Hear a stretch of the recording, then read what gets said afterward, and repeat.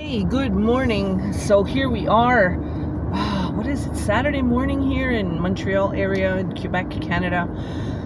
So I'm going to start doing videos of the Living the Dream podcast because I can't seem to upload the voice clips to YouTube. So I have a channel on YouTube and welcome here. This is my channel. It's been around for a few years, but I've never really used it. So now I want to actually use it. And I wanted to talk a little bit today about being your own advocate. So I did a post this morning on Instagram and Facebook about, yes, I'm driving my car, so it's cool. I'm going slow. So about being your own advocate, no matter what it is for, whether it's health or work or even just for your own self-respect for people, how they treat you and talk to you. So I did a post this morning about using this CPAP mask, and I wrote in that post that I had a doctor at the time who wouldn't listen to me. She just kept trying to put me on antidepressants. She kept telling me I'm depressed, since my mother died. Well, yeah, okay, of course, I get it. Most likely I was. As well as sleep medication. She said you're probably not sleeping enough, so you have to you need to sleep, so I'm going to give you sleep medication. And I'm like, woman, why don't we do some kind of a little investigation into why, these things are happening? And she said, well, you're a certain age now and things don't work as well. Okay. You also, you're depressed, you're of a certain age, and this is what you need to expect. And I don't know if you can tell, if you've listened to my podcast, the inflection, the tone in my voice, those kind of things. I'm not that person. I'm not that person who's gonna just lie down and listen to her and say, oh my God, okay, you know what, you're right. It doesn't work that way for me, so sorry for all the jumping and stuff. But I gotta get this out, so I'm almost where I'm going, so I'll continue when I'm done, when I park. Actually, let me park right here, just so you can see I'm real. I'm not an AI person. I'm gonna park right here. So let's go over here. You'll get to see some of the nice water behind me and the beautiful lush greenery we have here in the summertime. So I'm kind of just sitting across from this doctor, and I'm saying, what the heck are you talking? Well, of course I didn't use such clean language, but she just said, come on, there's really nothing that we can do. It's just part of, getting older and all this stuff. And I was like, I don't agree with that. And I mean, this is getting older, and these dark spots is part of getting older from the sun, which I actually try to cover up most days, just to protect it from getting more damaged from the sun. I'm not a big advocate of sunblock. Now that I understand and know all the crazy things they put in there. So a little bit of vanity on my end, but more so health for my skin, just to take care of myself better. So there we go. We're all a little bit more comfortable. So here we go. So I sat there and I listened to this doctor, and I was totally unimpressed with what she was telling me. I'm going to try to not let this go over 30 minutes. So I was crying most days. Like, everything hurt. Even my eyes hurt. How is that possible? My eyes hurt. My skin hurt. My joints hurt. Everything. My fingers hurt, especially in here in my thumbs, my ankles, my toes, my knees especially, because I have damage in my knees from when I was younger, thinking I was all immortal and doing karate and things like that. I hurt my knees really badly. Car accidents, from being with a severe alcoholic at one point. So let's not talk about that right now. However, good morning. You know, when you take that first sip and it's like, life could only get better if I was laying on a yacht on the Amalfi Coast of Italy. One day, soon. So I went out and I found a doctor. My sister actually recommended this doctor to me that she found from someone else. So I called this doctor and they're like, well, if you want to see the actual doctor, it's like a 8-month wait. But if you would like to perhaps see her, like she brought on this endocrinologist onto her team. So if you'd like to see that doctor, we're more than happy to give you an appointment with her, which would be like 10 days. So I took that, and it was a video appointment. And I told this doctor everything that was going on with me, the exhaustion, feeling like I literally felt like I was dying. So I gave away a piece of land to my son. I made my will. I did things because I truly felt like I was dying, and I was dying. So when you feel that strongly that you're dying, you need to take that very, very seriously. It's just so dehumanizing when a doctor treats you like you don't know what you're talking about, and this is normal, and this is just the way it is, and this is just the way it goes, and all of these very patriarchal thought processes, you know. So this is why I went out and asked around, and my sister was the one who gave me this lady's name. So she was like what they call like a hormone specialist, but I don't think she's so much a hormone specialist as she is more just a women's health specialist, where she kind of focuses solely on women. Because if you look back, all the health data that's ever come out was based on men, right? Because, you know, men were it, and they were like the breadwinners, and they were like the most important thing in the world. But, you know, I'm Indigenous, so I was brought up that women were the most important part, because we give life. Yes, the man helps us create the life, but we nurture it, we incubate it for 9 months. So we literally bring life onto the planet. So in my culture, that's very respected, or back in the day it really was. Things have seemed to have changed, sadly, lately.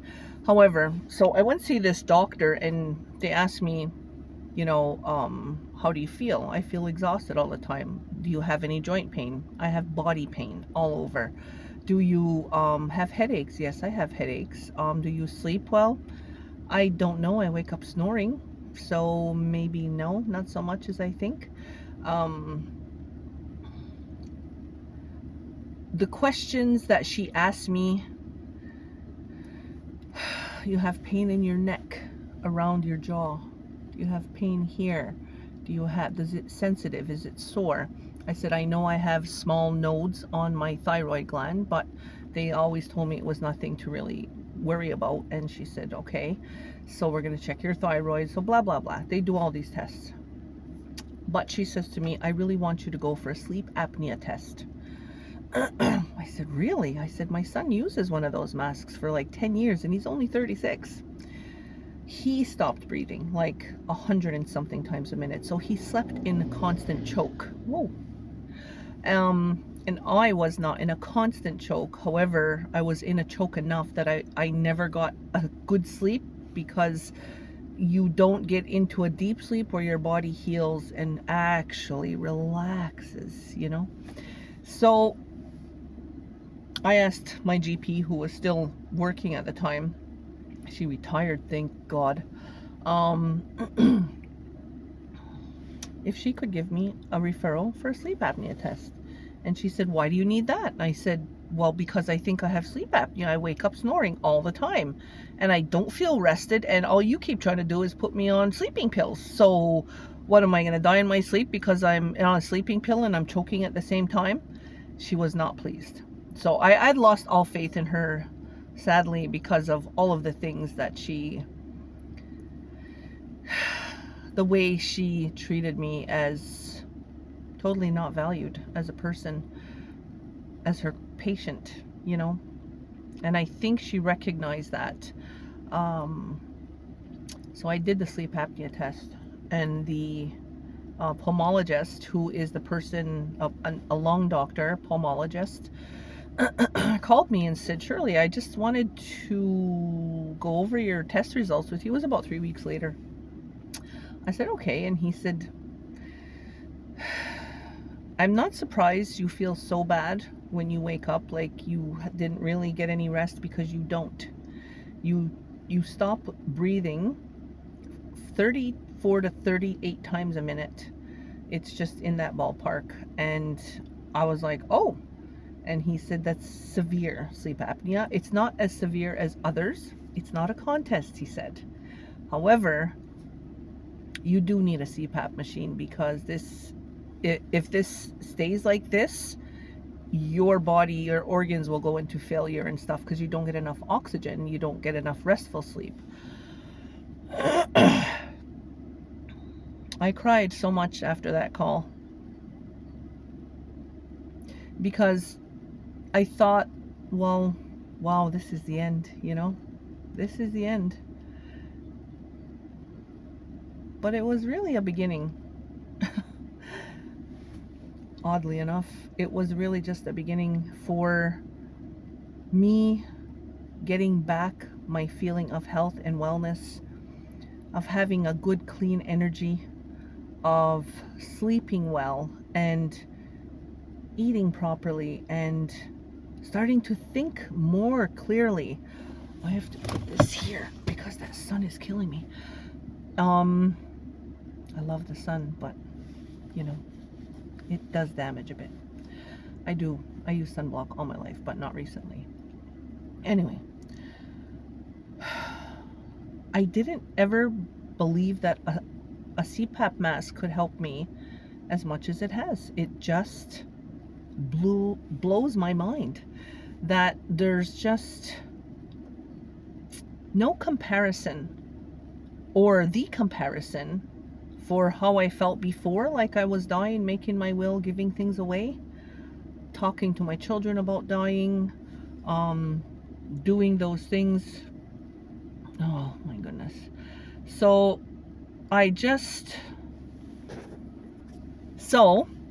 the difference in who I was, how I felt, my health, my thought process, my energy, my everything. There's almost absolutely no comparison to who I was. I think it's just 6 months. I think I got this machine October last year. And yeah, it was hard to use it. Yep, it was hard to have something over my face. I found that a past trauma came up for me when I start using this mask. Just one more sip of coffee in a minute.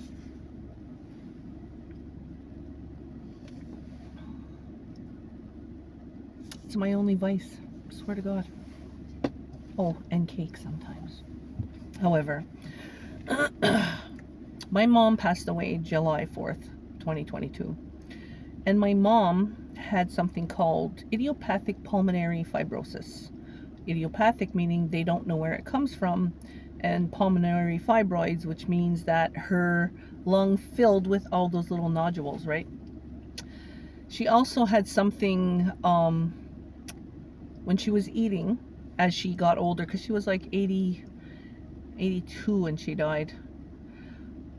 2022, 1936. 86? Was she 86? Oh my goodness. Wow. I didn't even realize she was... Wow. Lucky us. Lucky me to have had my mom. My name giver. I have her name. I'm a junior. So, when she passed away, what had happened in the lead up to her passing was, we knew with pulmonary fibrosis that the lungs fill with fibroids. And you can't, obviously there's no more room for oxygen, right? So she was it had started to happen that while she was eating, as she got older, bits of food would go into her lungs. So her, I guess, the what we call lay people is that they're pipes, right? Breathing tubes and feeding tubes, right, in our throat. So one is for food, one is for air, one is for our lungs. So what happens when we eat is that the one for the lungs closes and the one for eating stays open. This is what I was told. Hey, I'm not a doctor. I don't know for sure. So they said because she was breathing irregularly now, as at the later stages of this pulmonary fibrosis, that she was starting to get bits of food going into her lungs. So that created an irritation, which created a pneumonia, which filled up the rest of her lungs. Where there was no nodules, there was little bits of space. So the infection went in between the nodules. And my mother basically was suffocating to death. So they had this huge CPAP mask on her. It was big over her head. It had a hose here, and it was so strong that her face was going like this when she would stop breathe to talk. She was trying to talk, but she was so out of it, and she just was getting hot and cold and hot and cold. And the doctor said, your mom, she's gonna suffer. And I said, then you need to take care of that for us, please. But she had told me before, she said, don't you let me suffer. I have suffered enough in my life. When I'm at my end, please let me go in peace. She said, you are the one that's going to have to make that call, and I know it. And she was right. And it was like the hardest thing I ever did. So having to do that, looking at my mom in this distress, breathing distress with the CPAP mask on, was partly my reason for getting the CPAP mask, because I know it's helpful to me to get oxygen in my body to rest and recover. But then on the other side, it's like that was my mom's last day. She started the morning with this CPAP mask on her, and it was like a trigger, a trauma, I guess, more or less. So I had a hard time with this mask at first. I don't know if you could see, I have like red marks on my nose. I get the lines on my face from the straps. And if I was a younger person, like of a certain age, I guess vanity would get the best of me, and I would I'd say, you know what, I'm not using this freaking mask. It's too hard, it's too uncomfortable, I can't breathe. But even during the pandemic, if you put a mask over your face and you had a hard time to breathe, you have trauma. To me, that was the biggest indicator to people who told me they could not wear a mask. You have a lot of trauma. Going on a plane, panic attacks, trauma. We need to look into the things that trigger us, like not being able to breathe, or having heart palpitations, or anything that's going to make living harder for us. So I pushed through. That damn CPAP mask triggered me, and I mean, for the first month to 6 weeks, I literally cried when I put it on.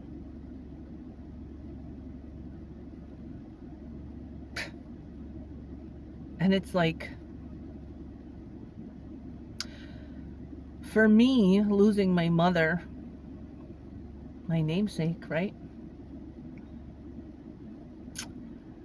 It's hard for everybody. On my end, that CPAP mask plus the namesake thing, it kind of blew my mind. It was difficult. It was difficult. So, yes, it's uncomfortable. Yes, it's annoying. Yes, these marks are not pretty. But neither's dying or your children finding you dead in your bed in the morning, especially if you're a young parent. I'm older, like I'm going to be 60 soon, like a year and a bit. And when I was 20 and 30, I thought this age was so far away, but here it is. It goes so fast. Life is so fragile. Your breathing is fragile. Your sleeping is fragile. Your health is fragile. Yep, I still eat crap here and there. I do. I love burgers. I mean, we don't eat out burgers too many times. We mostly cook them at home, but I love them. I'm not a fan of chicken meat or turkey meat for burgers. I like beef. So, everyone has their own thing, and that's okay. But we only have one body, and we only have certain options on how to take care of that body. There's just so many things that we really need to look at when we do health assessments. If your doctor's doing things that don't sit right with you, tell them. You know what? They're not God. They're not a God. They're a doctor. They're a human being who learned things about the human body. Mostly what they do is look at the notes from the nurse who did the investigation, the triage, do a little bit of an exam, and write out a script. I'm not dissing doctors. They went through a hell of a lot to become doctors. However, if your doctor doesn't listen to you, and you can, go find another one.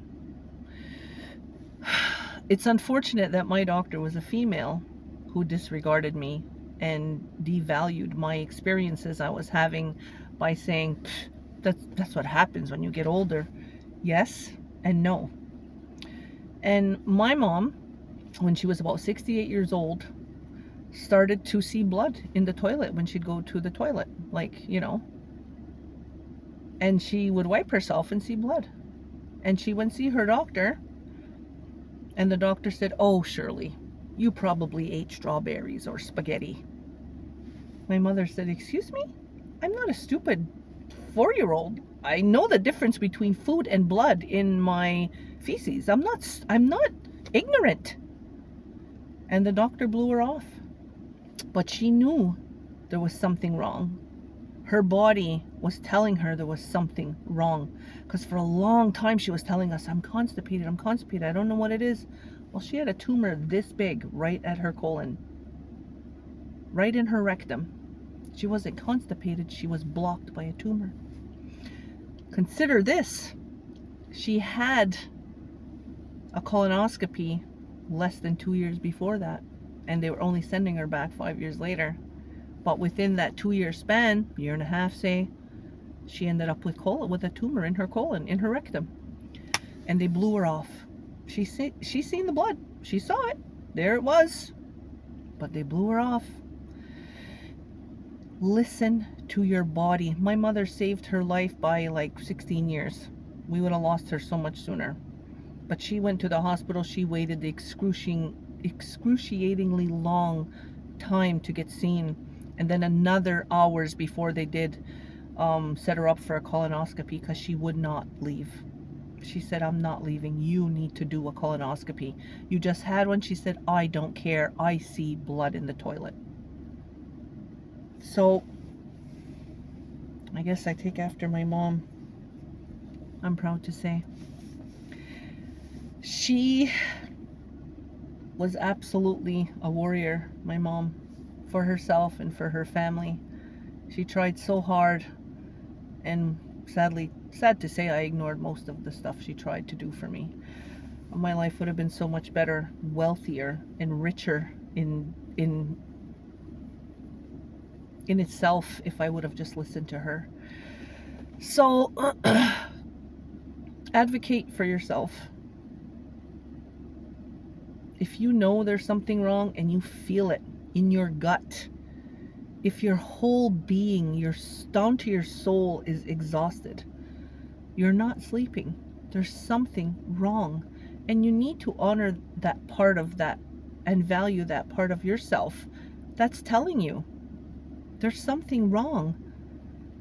Don't let them blow you off. I don't care who you are. I don't care where you are. If you're rich or poor or whatever in between, like me, no one is going to tell me you're just going to go on antidepressants and here's some sleeping pills and what do you need a sleep apnea test for? That doctor retired. Thank God. Thank you, Creator. Thank you, Creator. My God.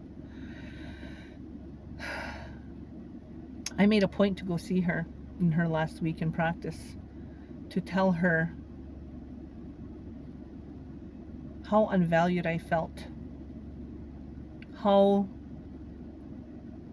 terrible it was to be her patient in this last year when I felt like I was dying, and she just tried to pump me full of pills. And she said, I'm sorry that she got very indignant and said, well, I'm sorry I wasn't good enough for you. I said, you would have been if you stopped treating me like a man. I'm not a man and you're not a man, and you forgot that women are unique and special and have totally different issues and health concerns than men. You're a patriarchal practicer of medicine.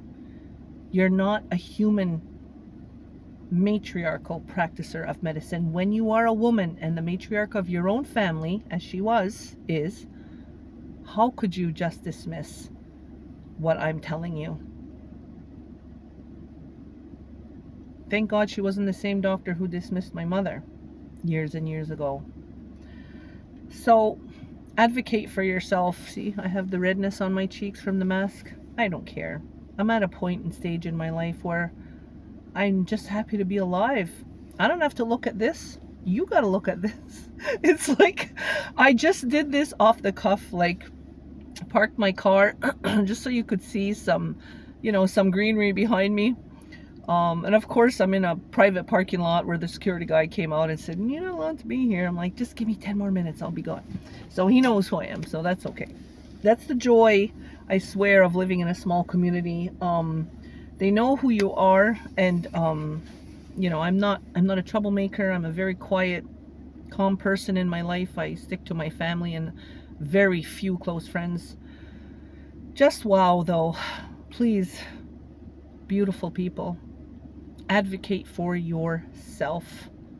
Do not listen to people who just keep trying to push medications on you. Look at your diet. Look at your sleep habits. Look at your hygiene habits. If they're not going to do the investigation, you're going to have to do it for yourself, right? So with that being said, I'm going to sign off because I'm almost at my 30-minute mark, and I like to leave these short and sweet. And I want to send you only love. I want you to know that you're special to me. And I named this podcast Living the Dream because for everyone that's different. And for me, that's helping as many people as I can. And getting up late this morning where I'm not running around and rushing around. So I'm going to have more of these. I'm going to have guests on as well at different points.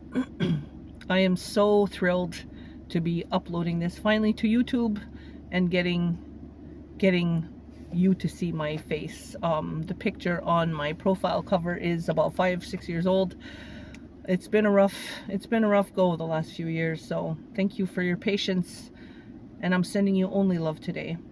Believe in yourself, believe in your body, believe in the whispers that telling you something's wrong. Get the help you need, and never ever give up on yourself. Onagiwahe.